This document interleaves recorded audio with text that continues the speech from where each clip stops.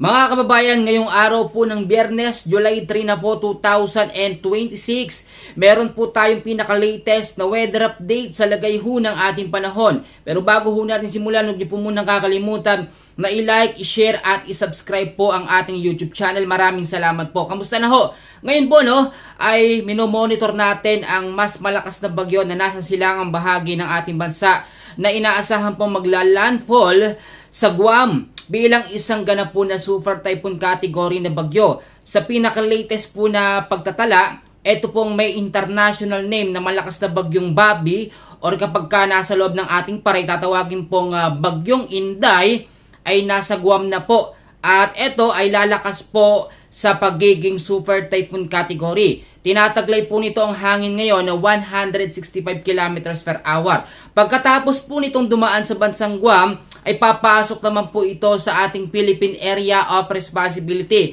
Kaya naman kinakailangan po natin itong paghandaan. Pagpasok nito sa ating PAR, magiging isang ganap na po ito na super typhoon category o category 5 na bagyo. Samantalang, ito naman pong Tropical Depression Henry ay wala na pong direktang epekto sa anumang bahagi ho ng ating bansa. Nakakaapekto din ngayon ang habagat o southwest monsoon. Iisa-isahin po natin ang mga detalye.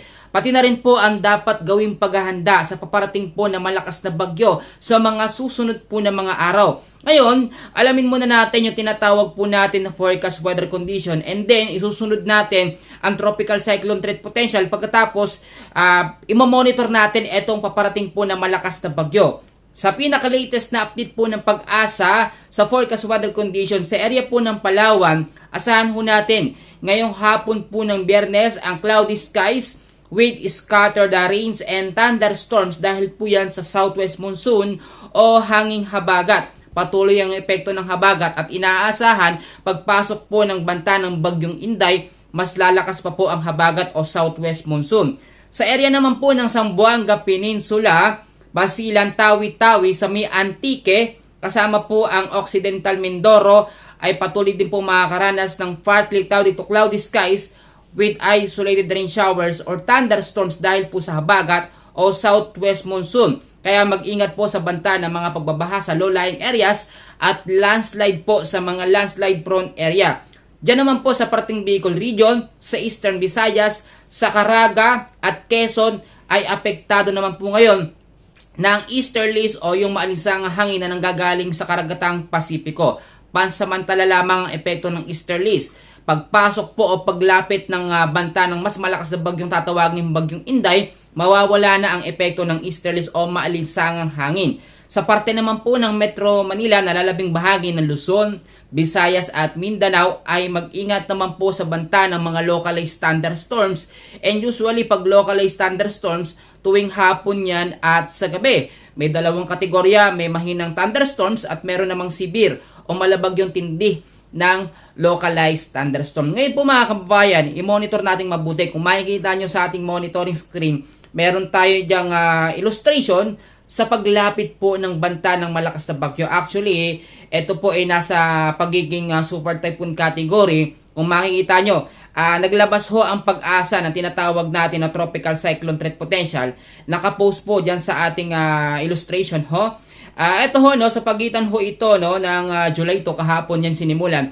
At hanggang sa July 8, dyan po yung pagpasok ng banta ng malakas na bagyo na tatawaging bagyong Inday. Ang mga lugar po na posibleng maapektuhan po nito ay ang parte po ng Eastern Visayas, parte ng Bicol region, dyan po sa extreme northern Luzon, at ilang bahagi po ng Metro Manila. Diyan po kasi patumbok o papunta yung direksyon. Pero yan pong direksyon ng malakas na bagyo, pa-record naman. Hindi po ito direktang dadaan sa ating Philippine landmass o magkakaroon ng direktang paglandfall. Magkaiba po ang pagtama ng extension ng hangin ng malakas na bagyo kumpara doon sa maglalandfall talaga. So itong banta ng bagyong Inday, category ito, category 5 o super typhoon category. Explain ko po sa inyo mabuti. Kapag po ang isang malakas na bagyo ay wala pong paglandfall sa ating Philippine landmass, hindi natin mararanasan o mararamdaman ang tindi ng lakas po ng category 5. dahil yung hangin lamang o extension lamang ng kanyang hangin ang makakaapekto sa Eastern Visayas, dyan sa may Northern Luzon, ilang bahagi po ng Bicol Region at Metro Manila. Ang parte naman po ng silangan po ng Mindanao, medyo mahagip ng kaunti ng extension po ng hangin ng papalapit po na malakas na bagyo. Ito pa po ang senaryong mangyayari dito. Kapag nakapasok na, ito nga pong banta ng bagyong Inday, hanggang sa July 8 ho yan, palalakasin naman ito ang epekto ng habagat o southwest monsoon sa kanlurang bahagi ng ating bansa. So meaning to say, ito pong habagat ay hahatakin po ng malakas na bagyong Inday sa mga susunod po na mga araw.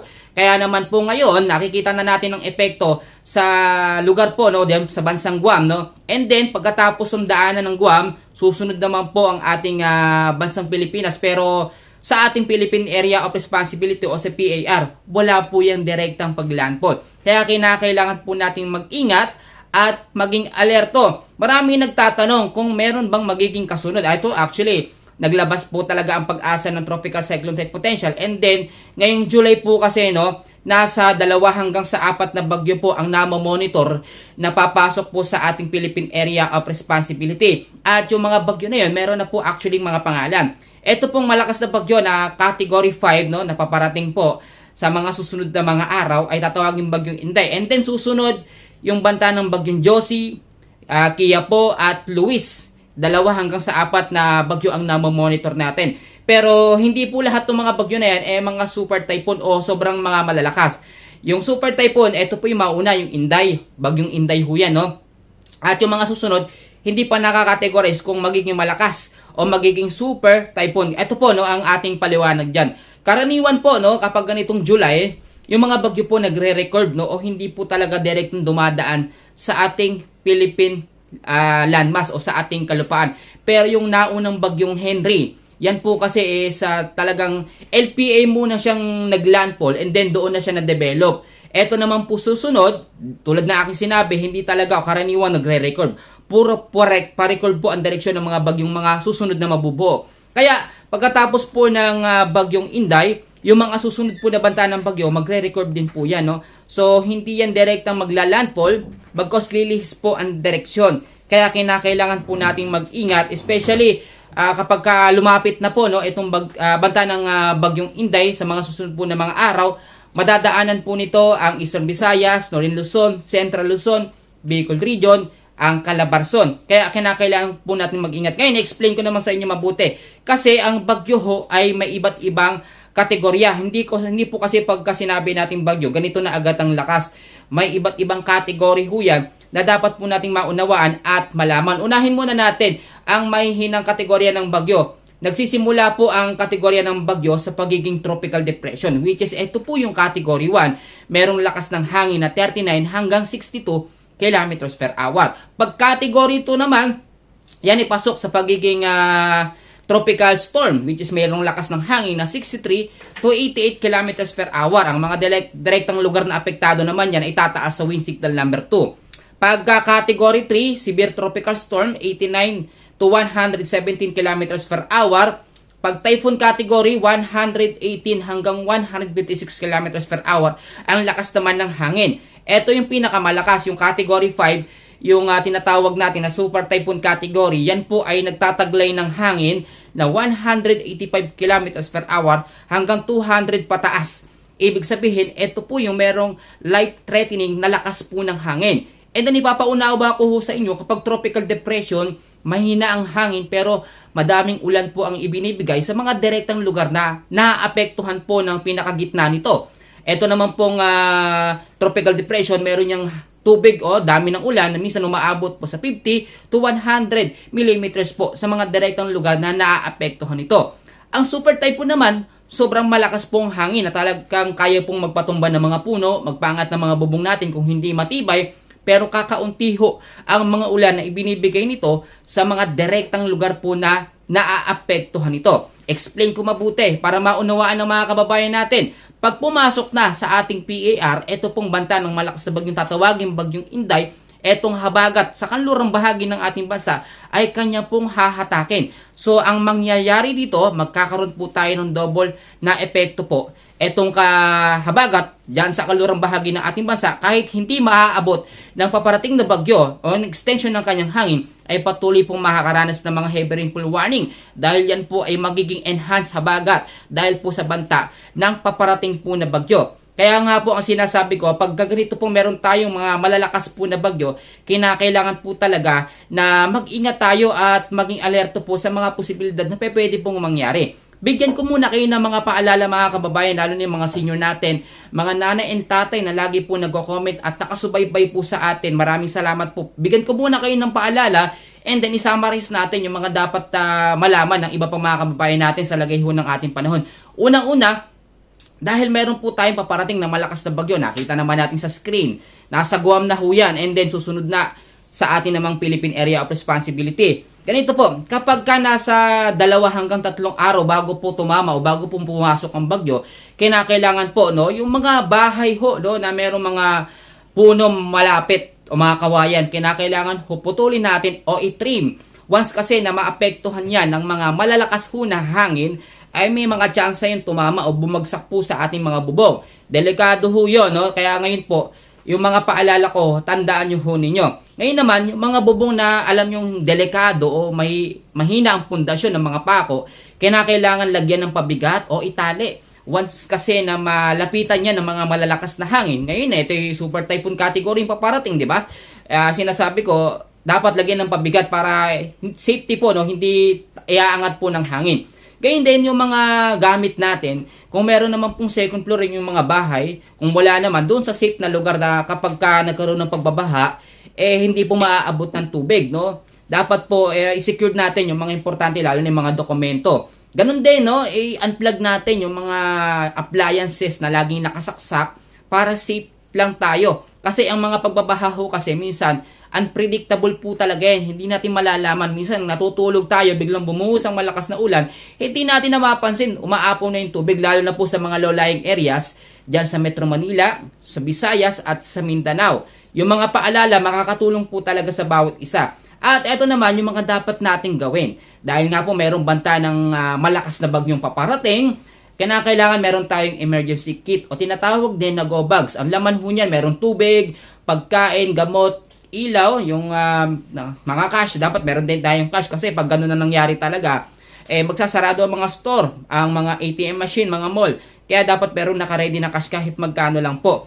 Ganun din, kapag isang araw na lang ang pagitan o 24 hours na lang bago dumating o tumama po ang malakas na bagyo, kinakailangan ganito naman po ang ating gawin, lumikas agad, lalo na yung mga lugar na merong matataas na warning signal. Pag super typhoon, sinasabi ko na aabot sa wind signal number 5, yung mga direktong lugar na maaabutan o matatamaan ng pinakasentro o pinakamata ng bagyo. Pero pinapaalala ko sa inyo, kapag walang direktang paglandfall ang malakas na bagyo, mababa lamang ang wind signal sa mga lugar po na maapektuhan nito. Gayun din, kapag malapit nang tumama o pumasok ang bagyo, kinakailangan po, wag na tayo labas na labas. Manatilin na lamang sa ating mga bahay kung nasundan nyo yung ibang mga paalala ko para safe tayo sa paglipad ng mga ibang bagay, mga yero kapag malakas po ang hangin.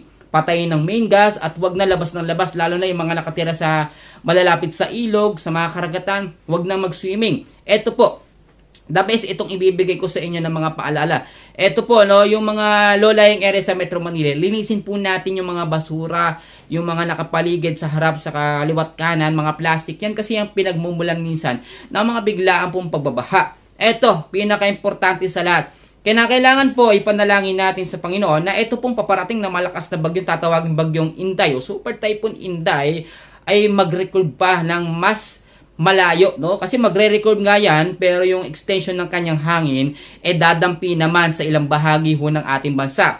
Magkaiba itong bagyong Inday doon sa naunang bagyong Super Typhoon. Yung Super Typhoon Francisco kasi nasa Philippines natin, bagamat Super Typhoon category yun, hindi din naglandfall. Nasa Philippine silang yun, mga kaibigan, mga kababayan, pero maliit lamang o hindi ganun kalawak yung radius ng hangin na kanyang naaabot. Kaya nga po, yung mga lugar na nadampian ng malakas na hangin ng Super Typhoon Francisco, tinaas lamang sa wind signal number 1. Pero iba itong paparating na bagyo. Malawak ang radius o yung extension ng kanyang hangin, kaya asahan natin na mas malakas ang magiging epekto nito. Ngayong araw po ng Biyernes, asahan naman natin na medyo maalinsangang panahon sa ilang bahagi ho ng ating bansa sa Metro Manila, sa Luzon, Visayas at Mindanao dahil nga po sa pansamantalang pagbalik ng easterlies o maalinsangang hangin. Ipapaalala ko na ang pangunahing weather system pa rin natin ay ang southwest monsoon, hanging habagat na nakakaapekto sa kanlurang bahagi ho ng ating bansa. Wala pa rin tayo o wala pa naman tayong aktibong bagyo sa loob ng ating Philippine Area of Responsibility, pero merong paparating na patuloy po nating minomonitor. So mga kababayan, dito muna kung tatapusin yung ating pinaka-latest na update sa lagay ng ating panahon. Huwag niyo hong kakalimutan na i-like, i-subscribe at i-share sa mga kababayan natin yung ating update, no? Talagang umaga pa lamang nagbibigay na tayo ng update para malaman ng mga kababayan natin. At kung meron kayong mga katanungan, pwede kayong mag-comment at kapag hindi tayo busy, babasahin ho natin lahat dyan at bibigyan ko po kayo ng kasagutan. Magre-reply po tayo. Babawi na lamang po ako sa mga susunod na update. Maraming salamat po. Mag-ingat po tayong lahat. God bless po sa inyong lahat.